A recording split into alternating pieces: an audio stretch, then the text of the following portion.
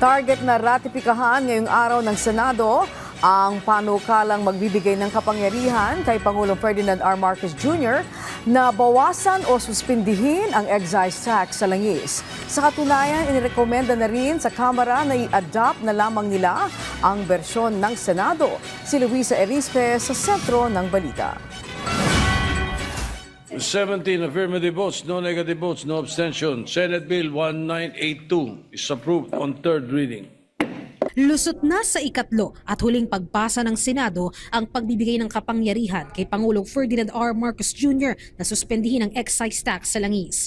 Sa botong 17-0-0, walang nag-no vote at walang abstain, lumusot sa plenaryo ang panukalang Senate Bill No. 1982. Pero sa bersyon ng Senado, inamyendahan ang title ng panukala. Tinawag itong an act authorizing the President to suspend or reduce excise tax on petroleum products, amending for the purpose Article 148 of the National Internal Revenue Code of 1997. Ayon naman kay Senator Pia Cayetano, hindi ito minadali. Kahit pa sinertipikahan ng Pangulo na urgent ang panukala, pinag-aralan pa rin itong mabuti ng mga senador.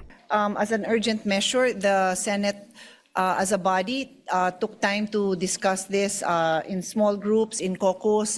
Some of our colleagues were able to attend the hearings. And we want to assure the public that we have taken time to really assess this, not just because it's a certified measure, minadali po natin. Si Senator Risa Hontiveros naman bumoto rin ng yes, pero dapat anya nakatutok ang gobyerno sa mawawalang kita kapag nasuspindi na o nabawasan ang excise tax. Dapat nating bantayan ang epekto sa ating pananalapi. May kapalit ang mawawalang kita mula sa excise tax.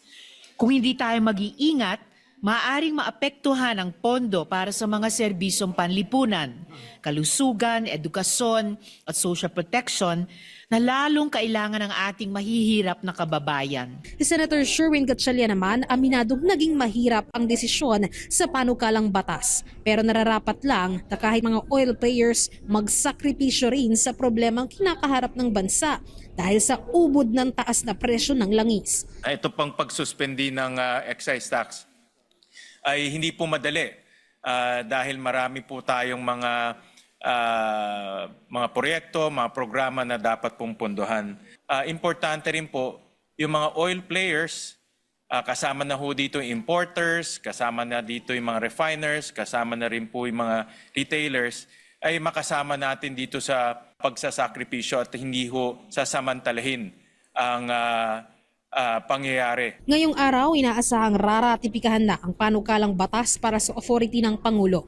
Uupo naman bilang panel sa Bicameral Conference Committee sina Senator Pia Cayetano, Senator Win Gatchalian at Senator Joel Villanueva. Pero sa Kamara, sumulat si Representative Miro Kimbo kay Majority Leader Alexander Sandro Marcos na i-adapt na lang ang bersyon ng Senado. Ayon sa kongresista, kailangan ng agarang maipasa ang panukala dahil makapagbibigay tulong ito sa mga Pilipino. Si Senator Risa Hontiveros naman, bukod sa pag-yes vote, naghain din ng Senate Bill No. 1986 o ang supplemental budget para sa ayuda sa mga tsuper, magsasaka, mangingisda at iba pang sektor na apektado ng taas presyo ng langis. Ayon sa senadora, hindi sapat ang tax. Dapat may subsidiya na siguradong makakatulong sa publiko. This measure must be complemented by a supplemental budget. Kailangan natin ng direktang tulong para sa mga sektor na pinakaapektado.